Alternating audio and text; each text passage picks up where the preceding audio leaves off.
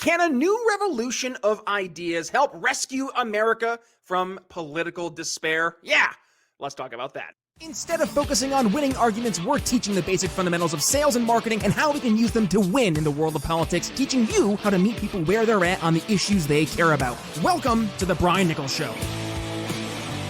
Well, hey there, folks. Brian Nichols here on The Brian Nichols Show, and thank you for joining us on, of course, another fun-filled episode. I am, as always, your humble host, joining you live from our Cardio Miracle Studios here in lovely Eastern Indiana. Yes, the Brian Nichols Show is powered by AMP America. Really excited to be part of the AMP America team. If you want to go ahead and check out some of the awesome articles published over at AMP America, from news, politics, opinion, and more, head over to ampamerica.com. One more time, really excited to have them supporting us here on the Brian Nichols Show. And also, I am very excited to be having our studio sponsor, Cardio Miracle, supporting and frankly powering yours truly, because yes, 7 months into using Cardio Miracle, the Cardio Miracle difference, folks, 1000% real. What is Cardio Miracle, by the way? It is a powdered supplement. You put it into a glass of water once in the morning, once at night. Take it right before you go to the gym, like me, in the morning, and then take it before you go to bed at night.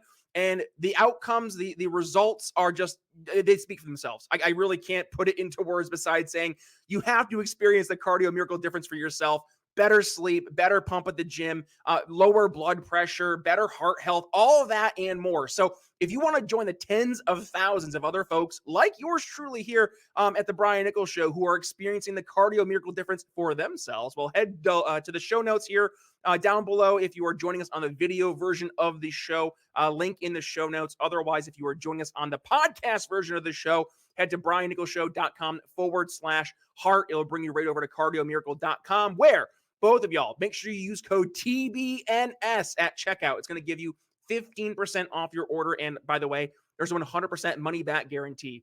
So you literally have nothing to lose. So make sure you go ahead and use that offer today. One more time, briannicholsshow.com/heart, the best heart health supplement in the world. All right, folks, let's go forward to today's episode. It's a solo episode, you and me. And today we're discussing how maybe a new revolution of ideas can help rescue America from political despair. Now, some context for this episode. I was listening to one of my favorite podcasts the other day, and they were saying some stuffs that I had some opinions on, specifically as we go towards the 2024 election. So I just wanted to start off maybe articulating my thoughts on this podcast episode, but also maybe give a little bit of my perspective in terms of where we actually are heading. So as we're now sitting here, let's see, today is the 15th as we're recording of February. We're staring down the barrel of this 2024 presidential election. And if we're going to be honest with ourselves, it's shaping up to be interesting, I guess is the best word. And as I mentioned, this podcast I listened to the other day, and by the way, great podcast, a lot of great dudes on the show, really big fan of it. But they were trying to figure out, let's say, based on where things are today, what do the next couple of decades look like, both politically and socially? And candidly, they were all pretty down in the dumps about where we as a country are heading. But I'm not going to throw in the towel yet, because I grew up cheering for Ron Paul. So I still think there's absolutely hope for more freedom, liberty focused solutions. So what they did back in this podcast, they kicked things off by making 2024 more or less just seem like we have to pick between more of sleepy Joe Biden, or we have to go, quote unquote, full authoritarian with Trump again. Now, I obviously have a little bit of disagreement, I would say, very loosely, very strongly. I'm not sure how to really frame it here, but the whole idea of going full authoritarian for Trump as one of the options, okay, sure. But if we're going to be real now, is that really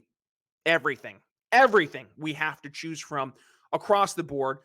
I personally think we're getting a little too simplistic, because what we're doing is we're getting this us against them narrative that it doesn't actually capture how complex, how complicated things across the board have really gotten. See, they talked about how polarized things felt, yet is it just about Trump versus anti-Trump folks? Or frankly, is there something deeper here that we're missing? Something that's actually dividing us below the surface that we're not really paying attention to?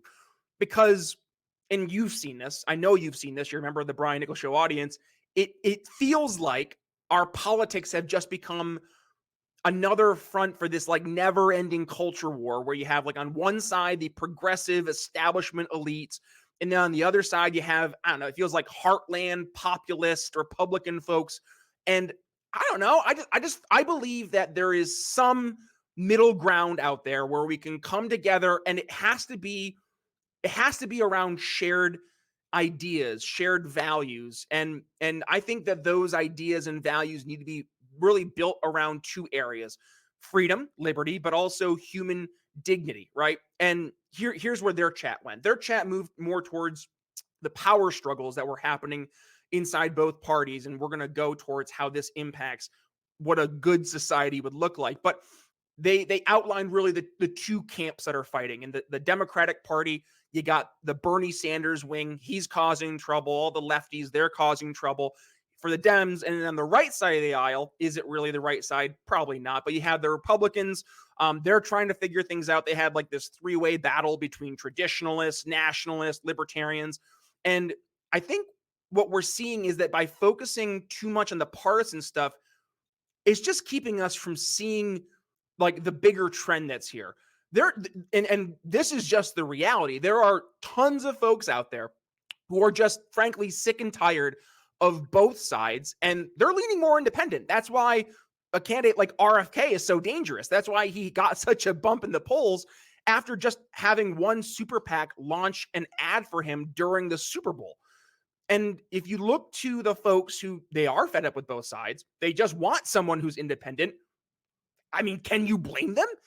If you look at the both parties these days, right, the Republicans and the Democrats, besides like what, Rand Paul, Thomas Massey, Mike Lee, am I forgetting someone? Justin Amash. Oh, he's not in the Congress anymore. Matt Gaetz, maybe. I mean, like, there's really no one in both of these parties, either of these parties, besides those exceptions to the rule who they stand up for the Constitution, they stand up for fiscal sanity, they stand up for pro-growth policies. And yet, and this is the part that drives me crazy, is that you have these two parties who quite obviously don't represent any of that.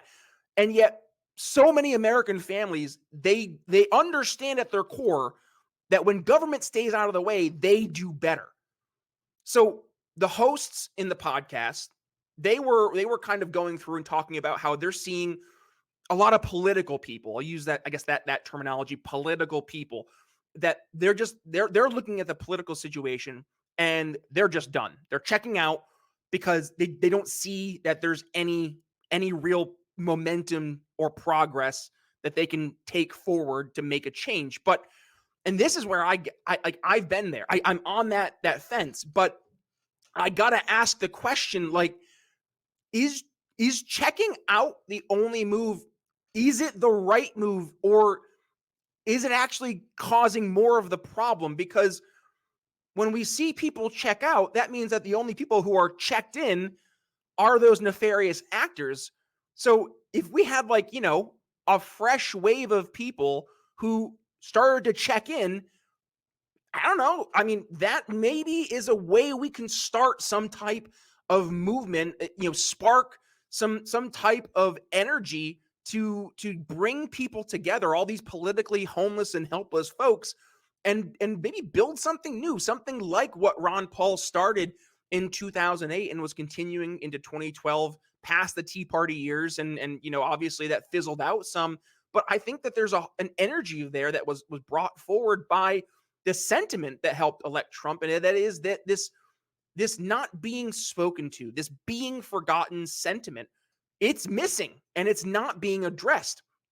So on the podcast, they also touched on how nowadays when you go online, and online culture is a whole different conversation, but how when you go online, it's more about signaling who we are rather than having an actual reasoned debate, or not even a debate, but frankly, a conversation trying to talk about like what we actually believe and where we have points of disagreement. And in contrast, what we have today is more or less just people going online trying to talk about, how great their ideas are and how wonderful they are, but they don't talk about the actual values. It's like they're losing sight of the importance of character, the values, and instead they just end up online yelling past each other. And I guess I'm in the mindset of, wouldn't trying to rebuild our cultural roots work better than waiting for government fixes or some big leader, some savior to come rescue us? And some of the folks in the podcast were actually pretty gloomy about where all of this is heading over the next 20 years.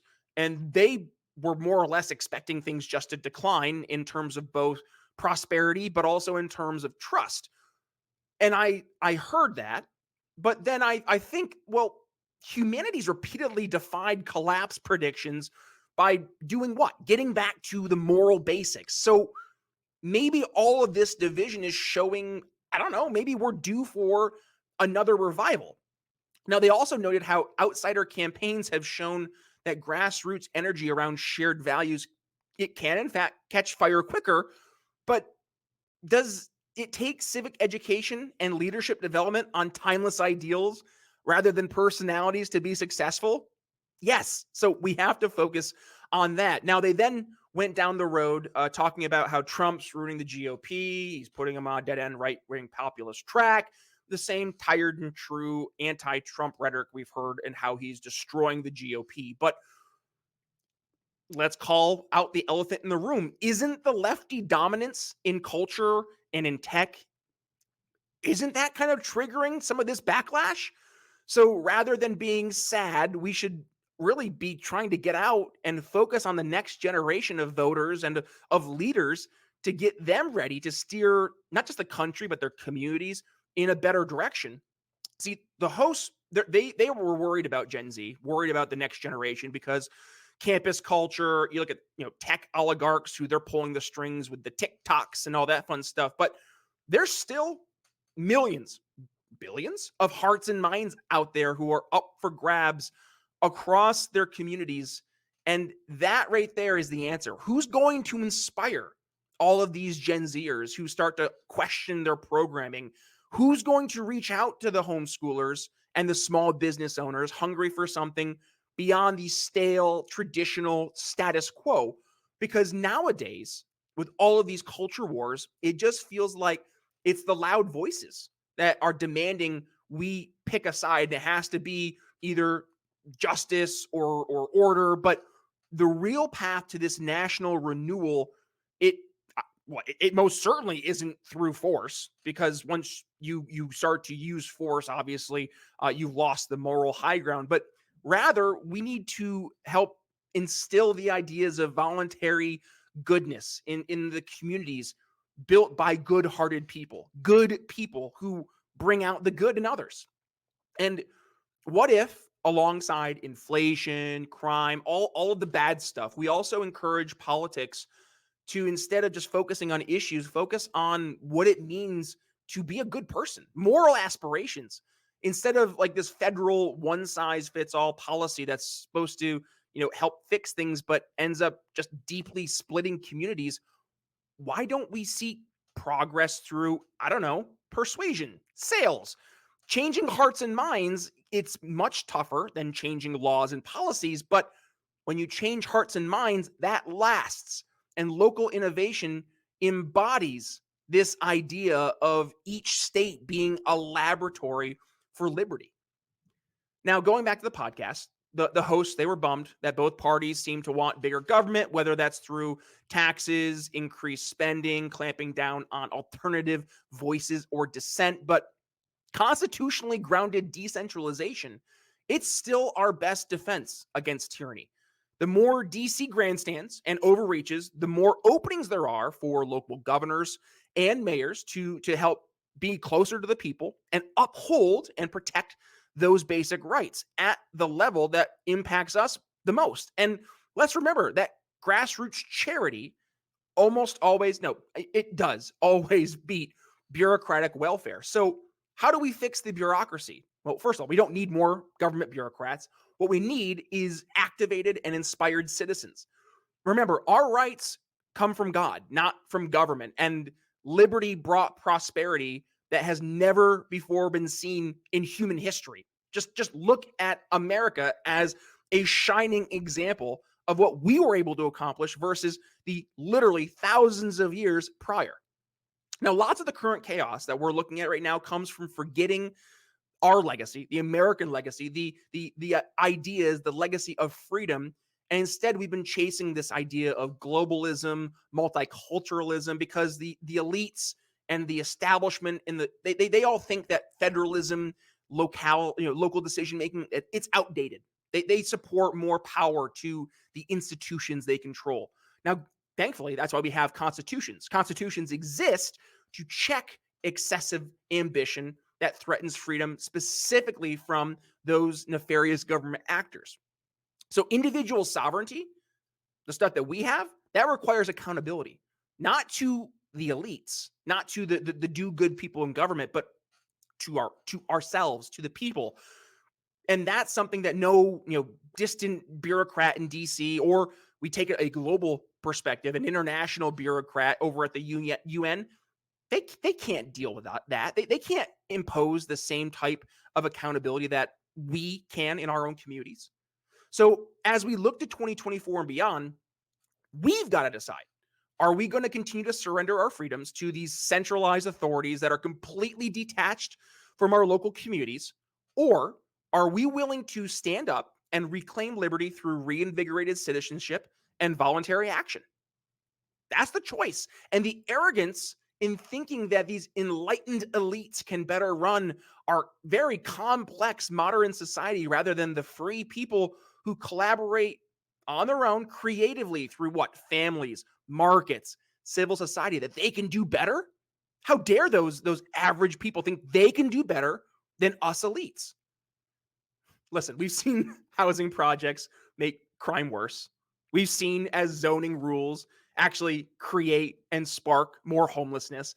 The true path forward to a national renewal runs not through Washington, D.C., not through your state capital, but through our towns, our churches, our charities, and our communities.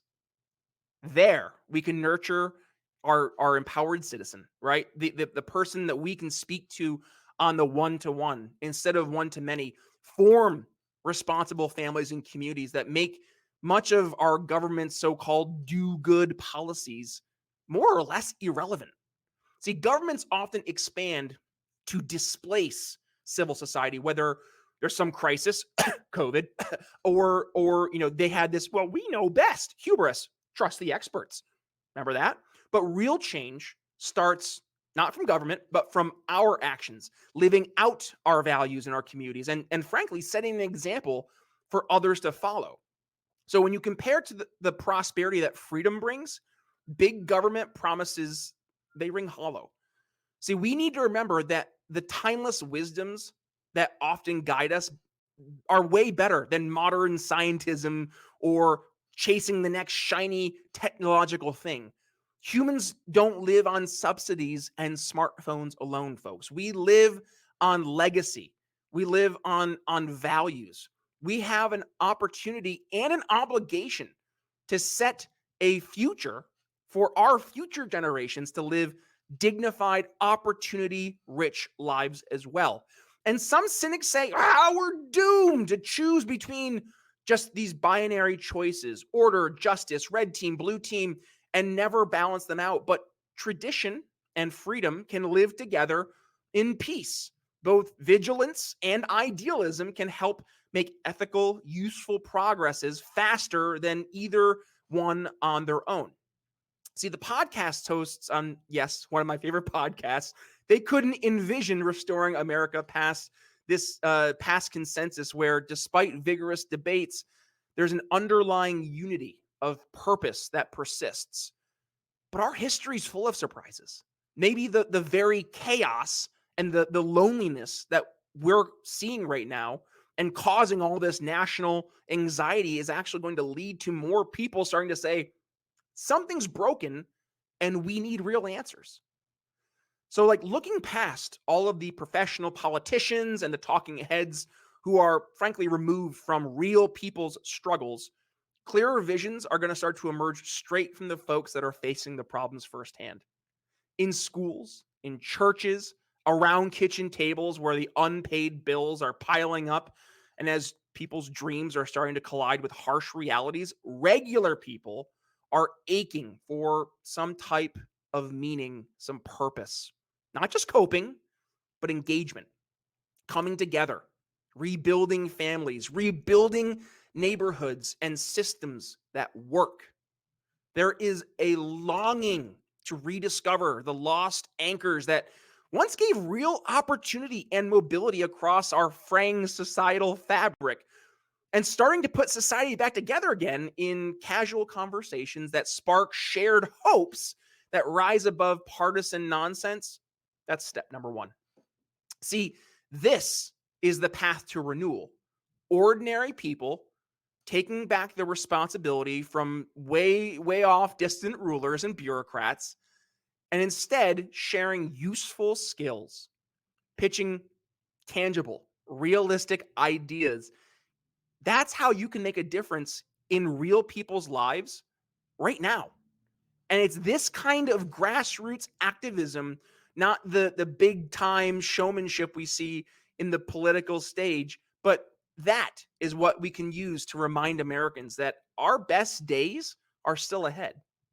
Going back to my favorite podcast, the host reflected on past political waves like 20th century populism or 20th century progressivism that shook and in some cases broke the system. But the liberty uprising that was sparked by Ron Paul, it has continued to grow because it wasn't centered around an individual or an election cycle, but rather it was centered around timeless truths. See, the quiet revolution continues advancing one heart and mind at a time, having ties that are strengthened by small communities that are joined by love instead of rules can show purpose, even when people are feeling that they're alone. See, here, pieces of broken things come together to support causes that frankly make life worth living. For some people, a single candle lights the way, right? Shining of new life seeping through the cracks show hopes, not of disaster, but hope is on the way. So I say to you, don't lose hope. The forces ripping our society apart also weigh heavy on the hearts of the folks wanting to belong, even if they can't really quite figure out where. So healing this American experiment happens, yes, one changed mind and one opened heart at a time.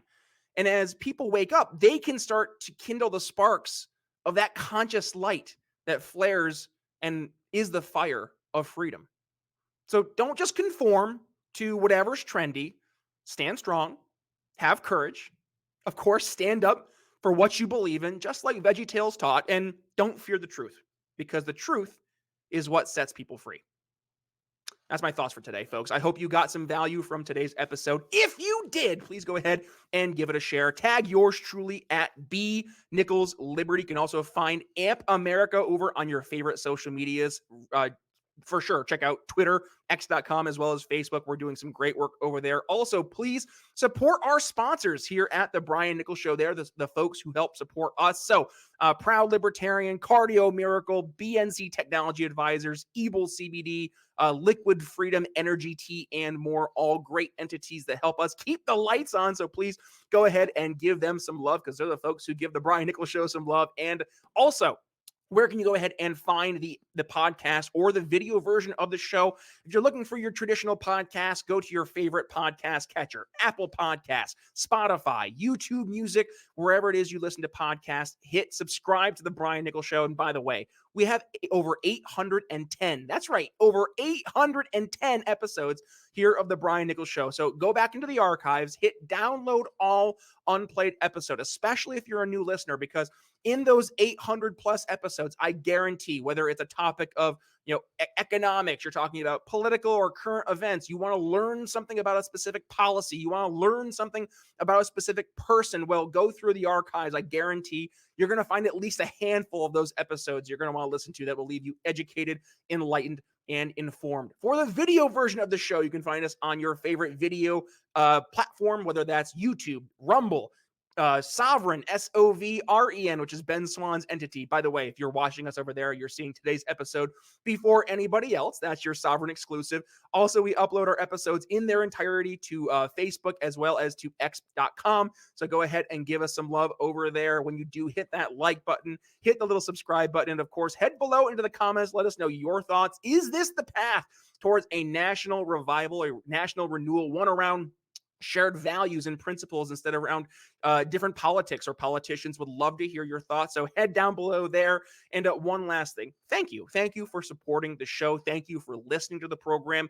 We do this podcast because not just because we like to do it, but because I know you get value. I hear it from you. I see the messages. I see the emails. And I appreciate it. So if you are getting value here from the Brian Nichols Show, let me know. Email me, brian@briannicholsshow.com, or head to our website and leave us a 5-star rating and review. Tell folks why you listen to the Brian Nichols Show and frankly, why they should as well. So that's all I have for you today. With that being said, Brian Nichols signing off here on the Brian Nichols Show. We'll see you next time. Thanks for listening to the Brian Nichols Show. Find more episodes at briannicholsshow.com.